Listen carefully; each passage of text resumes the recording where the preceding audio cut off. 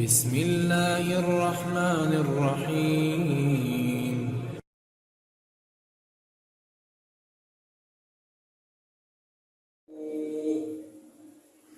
Selanjutnya mari sama-sama kita simak dari yang akan disampaikan oleh guru kita pasang penglihatan, pendengaran, pasang hati kita. Mudah-mudahan Allah Subhanahu wa taala berikan ilmu yang bermanfaat. Amin amin ya Allah ya rabbal alamin. Ada Ustaz kami persilakan.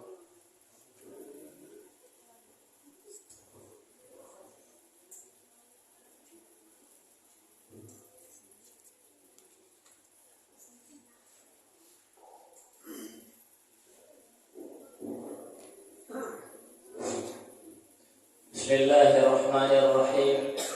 Assalamualaikum warahmatullahi wabarakatuh.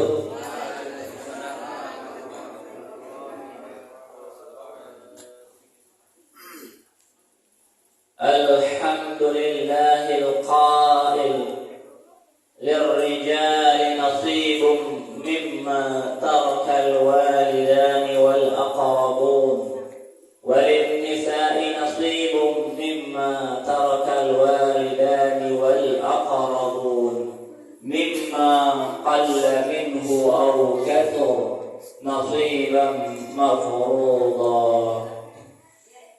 والصلاة والسلام على سيدنا محمد وعلى آله وصحبه ومن تبعه بإحسان إلى يوم الدين. Ma'asyiral muslimin wal muslimat, sedang jemaah salat subuh dan jemaah kajian subuh yang dirahmati Allah Subhanahu wa taala. Bagaimana kabarnya di pagi hari ibu-ibu, bapak-bapak? Alhamdulillah. Segala puji bagi Allah Subhanahu wa taala yang selalu melengkapkan nikmatnya kepada kita, yang selalu menyempurnakannya nikmatnya untuk kita, yang selalu merahmati kita dengan segala macam nikmatnya, walaupun kita sering lupa padanya, walaupun kita sering lalai akan hak-haknya. Namun Allah Subhanahu wa taala tidak membalas kelalaian kita, kelupaan kita dan kelupaan pula. Akan tetapi kelupaan kita Allah balas dengan curahan rahmat dan nikmatnya kepada kita. Andai kata Allah balas kelupaan kita dan kelupaan pula, habislah kita. Kita lupa pada Allah, kita lalai pada Allah, Allah pun lalai pada kita. Allah lupa kasih napas bagi hari ini. 5 menit aja Allah lupa kasih napas pada alam ini, insya Allah hitam semua kaum ini, karena semuanya mati. Namun itu tidak terjadi pada Allah Subhanahu wa taala yang Maha Rahman lagi Maha Rahim. Sehingga kita yang lalai, kita yang lupa, kita yang bikin dosa, namun kita juga yang dibuka pintu taubatnya, pintu rahmatnya, pintu maghfirahnya oleh Allah Subhanahu wa taala. Fa bi ayyi ala'i rabbikuma tukadziban. Maka nikmat Allah yang mana lagi yang mau kita dustakan? Oleh karena itu wajib kita bersyukur kepada Allah kapanpun, dimanapun, dan dalam kondisi apapun itu. Nah, kita hari ini dalam kondisi yang berkah ya Pak ya. Kenapa? Di pagi hari, subuh-subuh hari, kemudian subuh-subuh ini adalah di penghujung pekan Sya'ban. Insya Allah sebentar lagi kita akan memasuki suatu bulan yang penuh dengan berkah, yaitu bulan Ramadan. Kira-kira nih jamaah semuanya, ibu, ya bapak, kira-kira udah kecium belum wanginya Ramadan? Sudah, alhamdulillah. Udah terasa belum getar-getarnya Ramadan? Sudah, alhamdulillah. Gini nih, kalau umatnya dididik dengan Al-Quran dan getaran Ramadan itu merasa, Pak. Kenapa? Emang seperti itu wajarnya. Setiap orang Islam, orang beriman itu, Ramadan itu terasa getarannya, tercium wanginya olehnya, tidak seminggu, tidak sebulan sebelum Ramadan datang, namun 6 bulan sebelum Ramadan datang. Itu para sahabat Nabi, Pak. Umar bin Khattab, Abu Bakar As-Siddiq, 6 bulan sebelum Ramadan datang, mereka telah mampu mencium wanginya Ramadan. Mereka telah mampu merasakan getaran-getaran rahmat dan berkah yang akan hadir di bulan Ramadan. Nah, jadi kalau hari ini, jikalau ya ada di antara jemaah yang belum merasakan getaran Ramadan, belum merasakan wanginya Ramadan, ayo hari ini perbanyak istighfar. Mungkin karena dosa kita sehingga hidung roh kita tak mampu mencium wangi Ramadan, hingga mata hati roh kita tak mampu merasakan getaran Ramadan. Ramadan itu kata Imam Al-Jauzi, salah satu imam tafsir, mengatakan Ramadan itu ibarat, ya, Ramadan itu ibarat Yusuf terhadap 11 saudaranya. Jadi Nabi Yusuf itu punya 11 saudara. Bapaknya Nabi Yusuf siapa? Anak-anak, siapa nama ayahnya Nabi Yusuf? Nabi Yakub. Jadi Nabi Yusuf itu bapaknya juga Nabi. Nah, anaknya Nabi Yakub itu ada 12.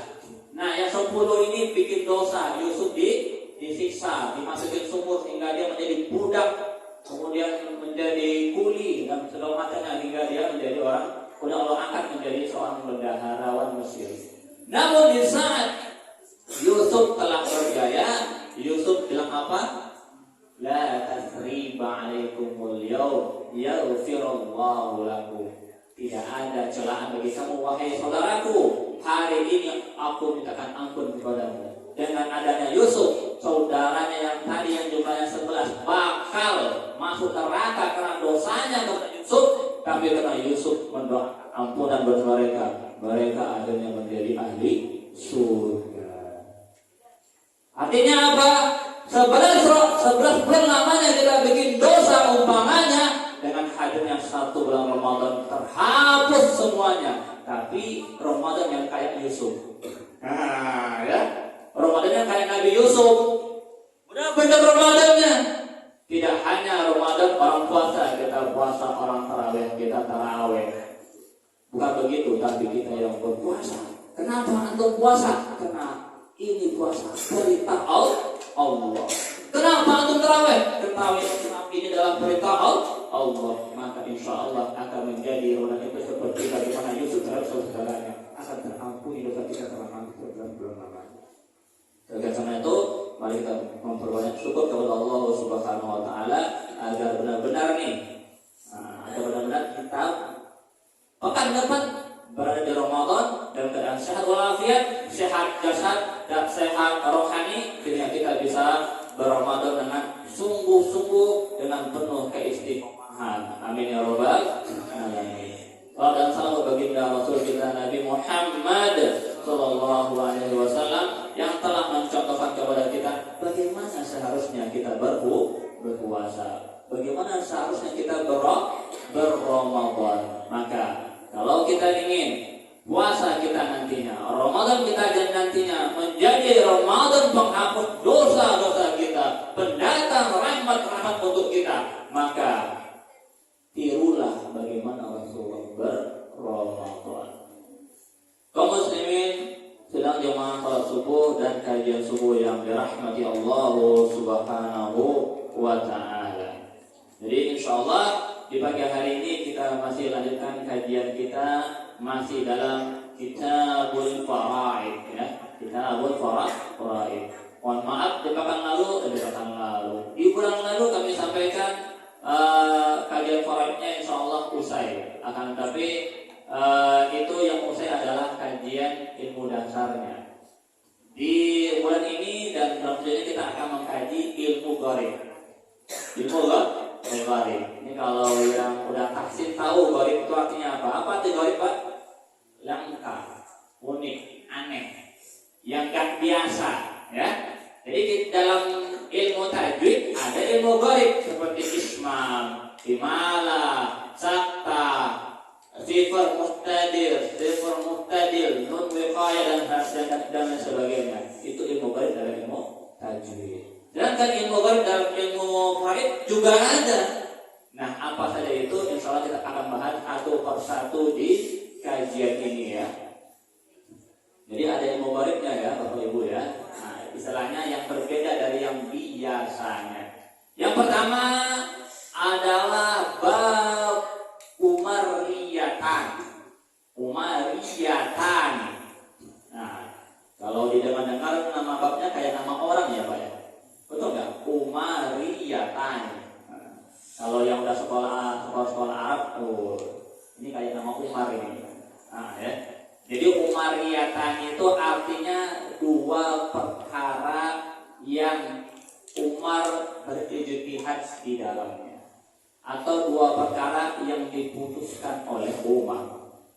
Umar ini Umar mana? Apakah Umar yang dilakukan Fals? Bukan. Ya. Ini adalah Umar bin Khattab radhiyallahu anhu, sahabat Rasulullah yang mulia, Khalifatul Rasyidin Ats-Tsani. Yaitu Umar bin Khattab, sahabat Rasulullah yang mulia yang menjadi khalifah Rasulullah Ar-Rasyidin yang kedua. Jadi diambil dari namanya Pak. Jadi kalau kita itu jadi orang soleh, walaupun tidak diliput oleh media kayak sekarang ini ya, tidak ada YouTube, tidak ada IG, tidak ada Twitter, tidak ada Facebook dan segala macamnya. Namun ketika kita soleh, maka ada yang akan mengabadikan nama kita. Apa itu? Allah. Allah ini akan mengabadikan nama kita karena kesolehan kita. Itu seperti sahabat Rasulullah Umar bin Khattab. Bahkan namanya bisa jadi suatu bab ilmu. Canggih nggak Pak ya? Jadi namanya jadi suatu bab ilmu. Karena nggak hari ini nama orang jadi suatu bab ilmu. Hari ini tidak. Ya. Nah, maka ini di antara kemuliaan sahabat Umar bin Khattab radhiyallahu anhu, Allah muliakan beliau dengan keilmuan beliau sehingga Allah abadikan nama beliau menjadi suatu bab ilmu di kalangan kaum muslimin ya. Sehingga menjadi suatu bab ilmu. Nah, dari kata apa diambilnya kata Umariyatan ini? Dari kata Umarun, nama Umar, kemudian dinisbahkan dengan ya Umariyun. Ya, yang namanya Arab ini siapa namanya Arab? Majid ya, Ustaz Majid ya. Nah, Majid juga bisa nih kalau dibikin nama bab ilmu ya. Majidi. Nah, ketika dia telah menjadi suatu paham, suatu mazhab, menjadilah Majidiyah atau Umariyah, seperti Syafi'iyah, Malikiyah, Hanabilah. Nah, pakai tak marbutoh.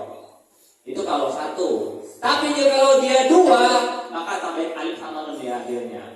Majidiyatani, Umariyatani. Nah, begitu ya. Nah, jadi begitu Pak. Asal muasal kenapa nama bab ilmu ini namanya Umariyatan, diambil dari kata Umar, nama orang yang melahirkan ini ilmu. Kemudian karena dia dua perkara maka ditambahkan alif dan nun di akhirnya. Jadi Umariyatan, ini asal muasal nama daripada bab ilmu ini. Nah, perkara Umariyatan ini terjadinya kapan Ustaz pertama kali? Pertama kali ini perkara terjadi di zaman Khalifatul Umar bin Khattab sendiri. Jadi di zaman Rasulullah Muhammad sallallahu alaihi wasallam belum ada ini perkara. Belum ada laporannya, belum ada kasusnya. Begitu pula di zaman Khalifah Abu Bakar As-Siddiq belum ada pembahasan ini. Namun di kala zamannya Khalifah Umar bin Khattab lahirlah ini masalah. Ada masalah ini, ada kasus ini ya. Ini ilmu kita pelajari pagi hari ini ilmu langka, Pak. Ilmu langka yang jarang dibahas, namun dia pasti ada dan bakal terjadi kepada diri kita. Kenapa? Ilmu faraid. Nah, dan di antara ilmu bab umari. Nah, kemudian maka di saat kaum muslimin bertanya kepada Umar bin Khattab tentang perkara mereka, maka Umar bin Khattab memberikan suatu ijtihad. Kenapa diberi ijtihad? Karena ini kasus belum pernah ada sebelumnya. Tentu ada bertanya, Ustaz, kenapa ini kasus bisa adanya baru di zaman Umar bin Khattab? Kenapa tidak ada di zaman Khalifah Abu Bakar ataupun di zaman Khalifah di zaman Rasulullah Muhammad SAW? Karena apa? Ada beberapa hal yang menyebabkan ini perkara baru terjadi di zaman Khalifah Umar bin Khattab. Yang pertama, masalah waris atau masalah waris mewarisi harta itu, ayatnya yang sempurna itu turun di akhir ayat, di akhir masa kerasulan Nabi Muhammad Shallallahu Alaihi Wasallam.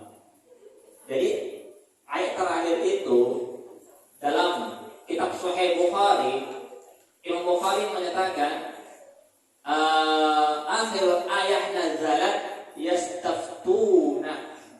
yastaftunaka qulillahu yuftikum fil kalala.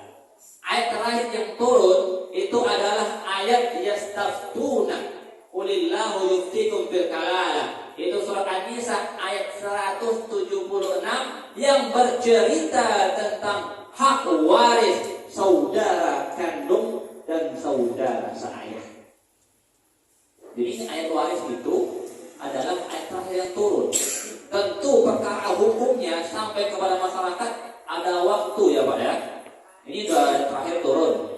Kemudian sampai ke masyarakat tentu ada waktu-waktunya. Nah ini yang membuat perkara-perkara baru itu tidak terjadi di zaman Rasulullah Muhammad SAW masih hidup. Begitu pula di zamannya Abu Bakar belum ada perkara ini. Kenapa? Karena Khalifah sibuk dengan membasmi orang-orang yang murtad. Jadi ketika Nabi wafat itu pada waktu murtad. Jadi hari ini kalau seandainya hari ini musola ini banyak jemaahnya, jangan sampai nanti berganti kepengurusan sepi Pak ya.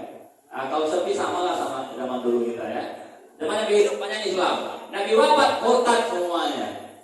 Semua yang Islamnya KTP ya, bukan semuanya Islam, semua Islam. Nah, jangan sampai itu seperti itu kita nantinya. Hari ini kita ramai di musola, jangan sampai kalau berganti kepengurusan hilang ini jemaah, jangan sampai ya. Nah, itu yang pertama. Yang kedua adalah di zaman Khalifah Abu Bakar, Islam itu belum tersebar seluas di zaman Umar bin Khattab. Kenapa begitu? Karena tadi Khalifah Abu Bakar sibuk dengan menghukumi orang-orang yang murtad dan orang-orang yang mani'uz zakat, meninggalkan zakat. Nah, barulah perkara ini hadir di zaman Umar bin Khattab. Kenapa? Karena sudah banyak kaum muslimin, tentu banyak pula masalahnya. Betul nggak Pak? Kalau banyak anak, banyak masalahnya, banyak ragamnya ya. Jadi kita kalau sudah banyak nih Pak, perlu siapin banyak juga ilmunya, perlu pintar-pintar menghadapinya ya. Begitu pula kalau yang bapak banyak istri, banyak juga Pak ya yang perlu diselesaikan lagi ya. Jadi kalau banyak istri, maka kalau nggak punya banyak modal untuk menyelesaikan istri yang banyak, cukup satu saja. Ibu yang di belakang tepuk tangan semua. Ya, ya. Itu kan saya Pak ya, boleh aja kalau mampu boleh, nggak mampu dah boleh. Ya, oke baik. Nah,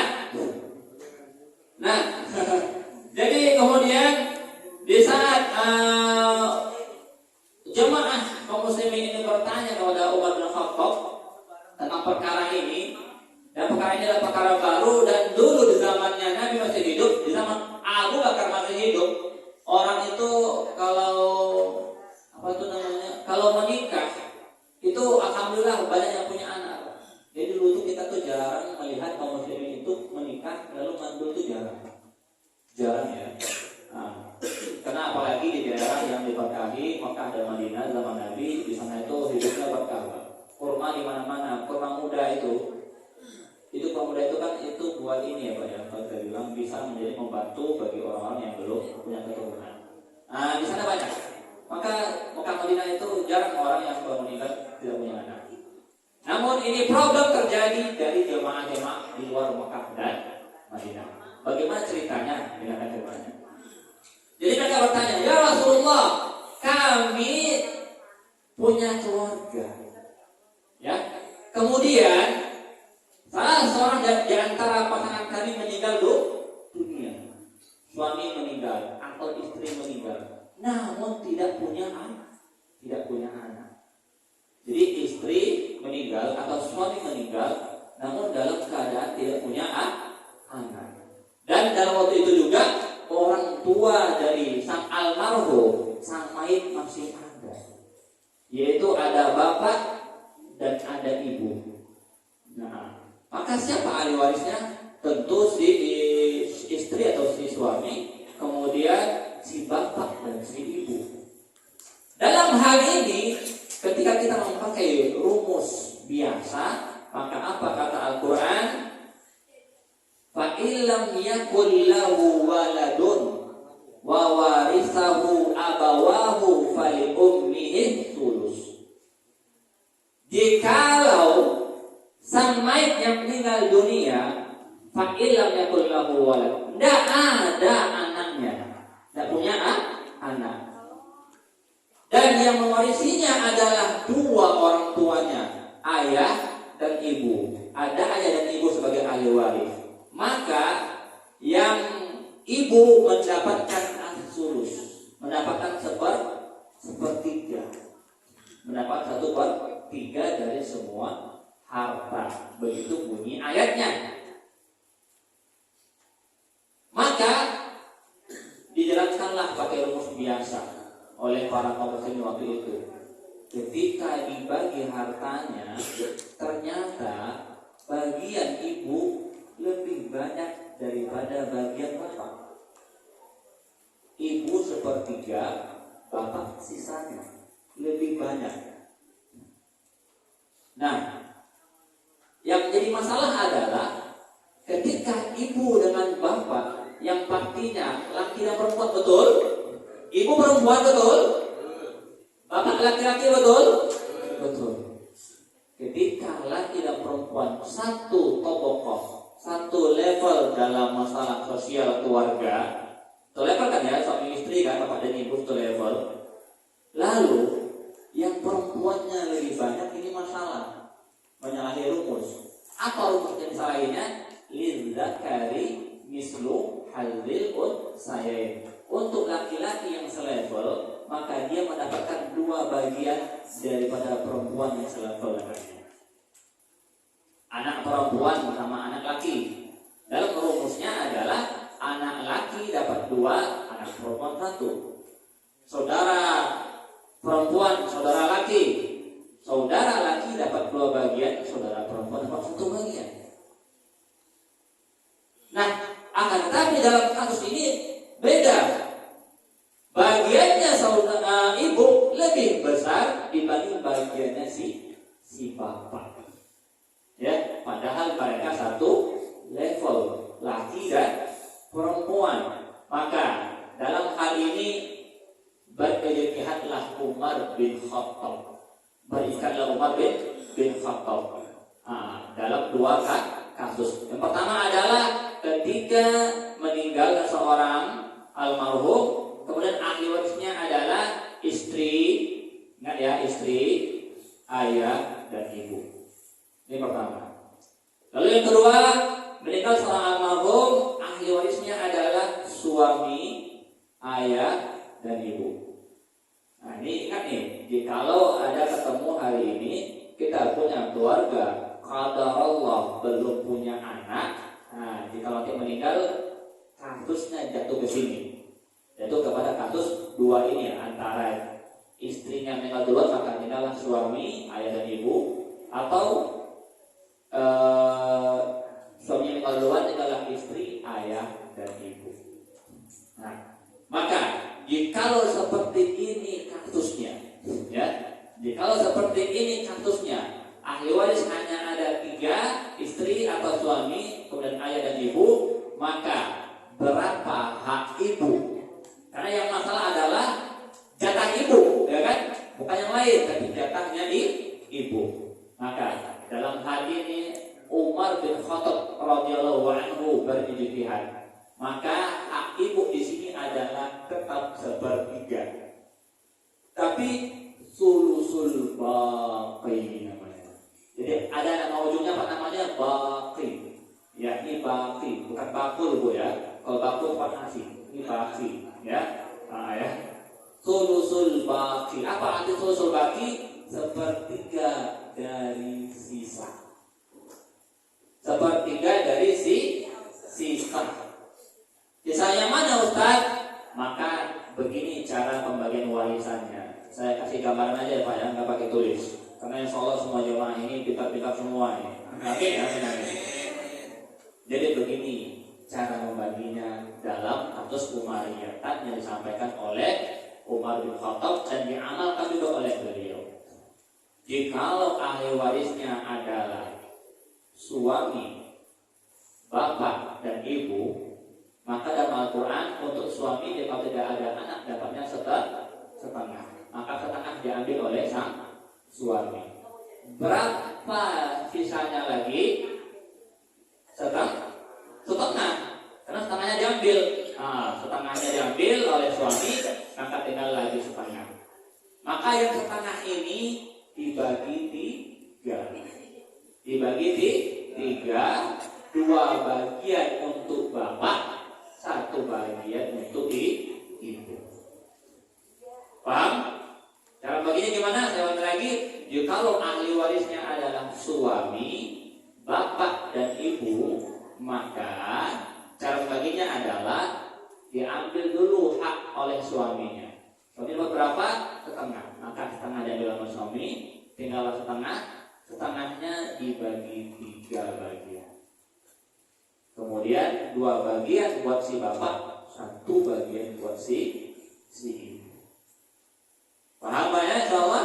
Paham. Begitu kalau baginya. Jadi kalau ketemu ahli waris yang ternyata pewarisnya tidak punya anak dan tidak punya yang lain kecuali itu saja ahli waris.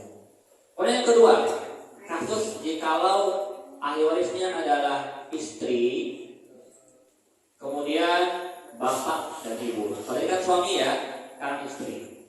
Maka cara membaginya mirip dengan cara membagi kasus yang suami tadi, yaitu diambil dulu hak istrinya. Istri kalau tidak ada anak maka mendapatkan 1/4. Diambil dulu 1/4-nya.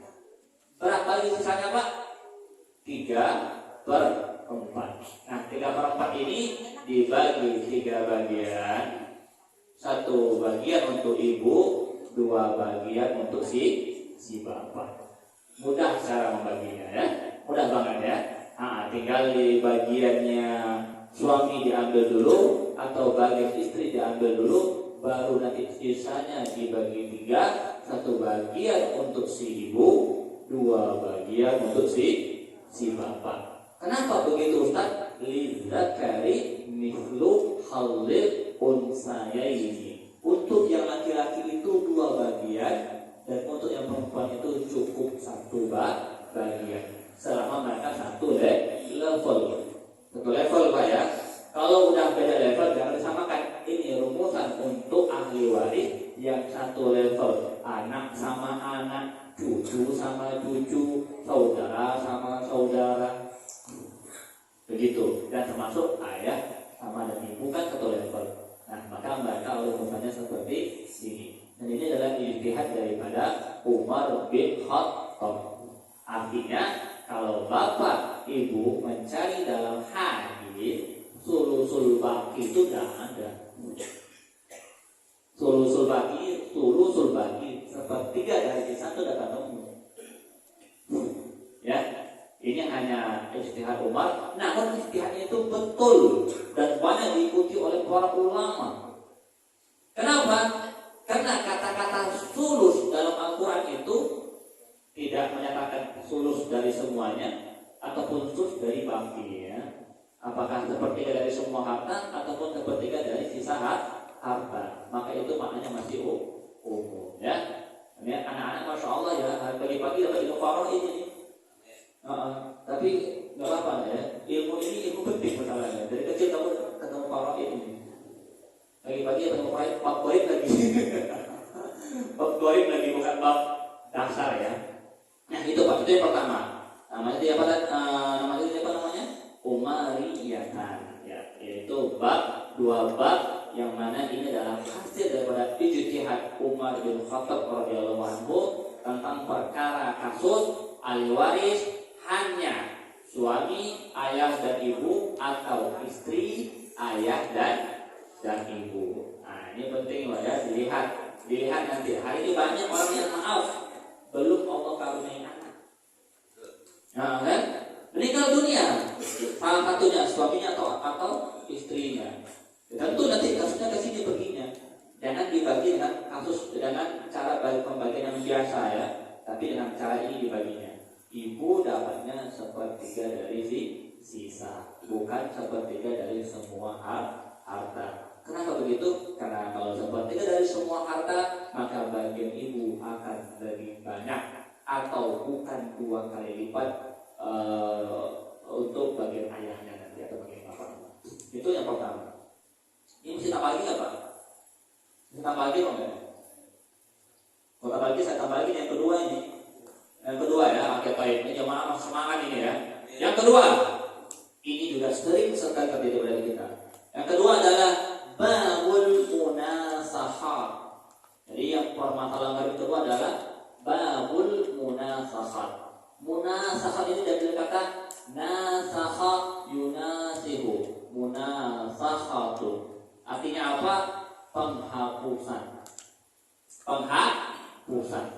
Maksudnya bagaimana Ustaz? Itu adalah terjadinya kematian beruntun.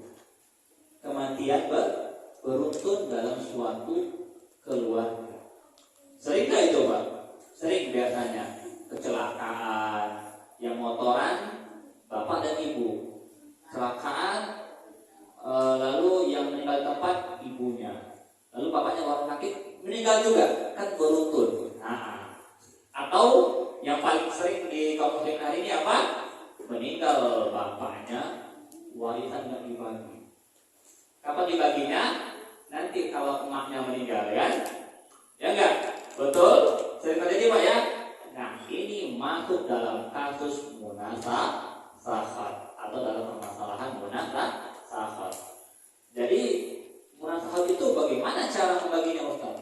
Apakah boleh dibagi langsung semuanya? Tidak. Karena dia munasahat, karena ada yang meninggal di antara ahli waris lagi setelah meninggal almarhum yang pertama, maka cara membaginya adalah dengan cara munasahat, yaitu dibagi dulu hak waris daripada daripada pewaris almarhum yang pertama. Setelah dibagi, diberikan kepada ahli waris semua yang sudah ada. Kemudian dibagi pula hak waris daripada ahli waris untuk almarhum yang kedua. Nah, ini munasahat tidak hanya 2 Pak ya. Kalau beruntunnya 5 Ustaz, berarti 5 kali munasahat, 5 kali bagi. Umpamanya meninggal sekarang karena kecelakaan ibu, habis itu bapak, habis itu anaknya COVID, habis itu omnya COVID lagi gitu kan. Nah kan 4 orang nih beruntun gitu kan, maka membaginya 4 kali pula. Ini caranya munasahat. Tapi kenapa dibilang munasahat? Karena orang yang meninggal itu kan dia sudah punya hak waris. Contohnya bapak, ibu, anak. Meninggallah bapaknya, maka ahli warisnya adalah ibu dan anak. Maka ketika bapak meninggal, tentu ibu dan anak punya hak waris. Namun belum sempat dibagi warisannya, ibu meninggal juga. Kan? Ibu juga meninggal. Nah, bagaimana ini Ustaz cara membaginya? Maka harta warisan dari si bapak dibagi dulu secara angka kepada ibu dan kepada anak. Dan belum ibu telah wafatnya, maka umpamanya ibu di sini alias istri daripada bapak mendapatkan 1/8, kemudian anak dapat harta warisan. Kemudian karena ibu telah meninggal dunia, maka setelah dibagi harta warisan si bapak, dibagi pula setelah itu harta warisan si ibu. Tadi ibu dapat berapa? Seperlapan. Seperlapannya ini dibagi lagi kepada ahli waris yang ada, yang menjadi ahli waris si ibu, anaknya kah, atau mungkin dia punya saudara, bagi saudaranya, begitu. Jadi pembagiannya harus 2 kali dan kemudian dibagi sesuai dengan haknya, tidak boleh pula dirubah-rubah kedudukannya. Pertamanya yang apa tuh? Yang sekarang tuh ada namanya ahli waris pengganti. Ya. Yang lucu itu ada ahli waris pengganti.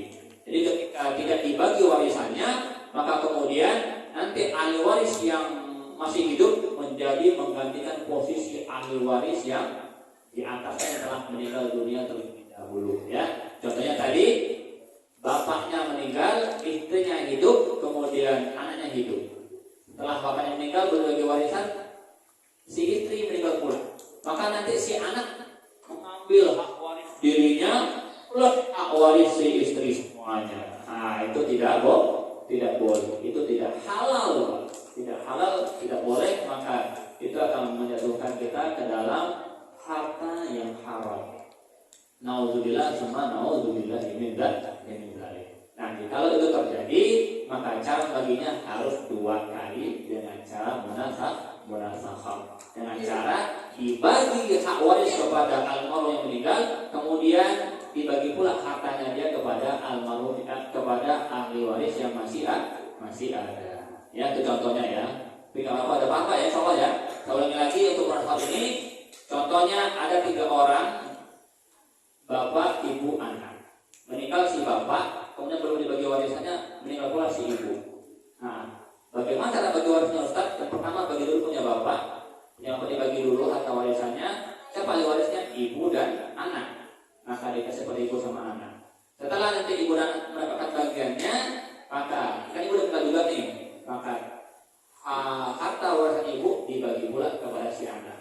Jadi kalau si ibu punya saudara, maka bisa saudara juga nanti melebar kepada saudara dan lain sebagainya. Itu bab yang kedua ya. Ini saya sampaikan hanya kulitnya saja Pak. Yang penting pasang dulu Pak ya. Nah, saya nggak kasih sampai mendetil gitu, nggak usah. Yang penting yang ada paham. Karena ada perkara langka dalam masalah faraid. Yang pertama tadi umariyatan, yang kedua adalah munasahah. Ustaz, masih lagi nggak? Masih ada. Insya Allah dibahas di pertemuan selanjutnya. Masih ada lagi permasalahan gharib lagi. Apa tuh Ustaz? Ya, seperti ketika dibagi warisannya, ketemunya hartanya habis, hartanya kurang. Itu gimana kalau Ustaz? Ada caranya.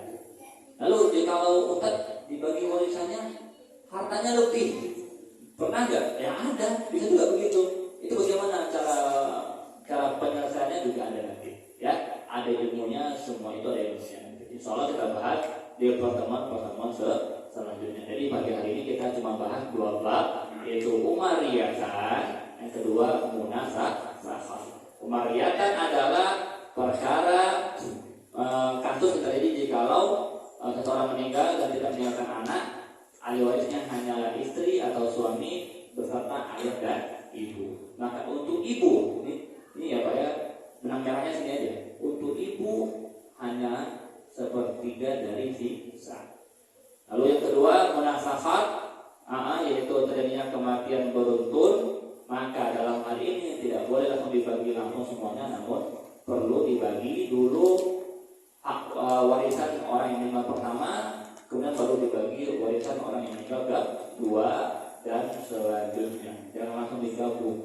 Yang terjadi di kita adalah menggabungnya, terutama adalah warisan orang tua yang meninggal si bapak nggak pernah dibagi-bagi, tunggulah si ibu. Nanti pas ibu sudah tinggal langsung dibagi blast semuanya. Nauzubillah Pak, itu harta ada bukan hak kita ya.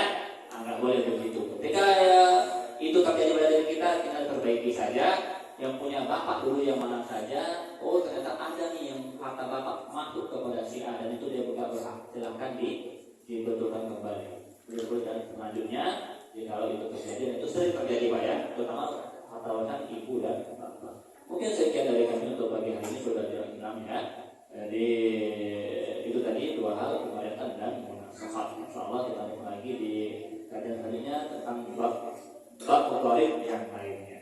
Tapi cukup untuk pengetahuan dulu untuk cara-cara hitungnya yang secara detail nanti japri saja ya. Japri kan.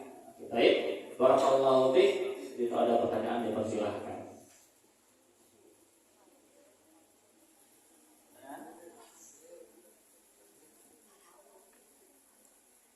Tidak ada pertanyaan? Oke, baik. Barakallahu fikum.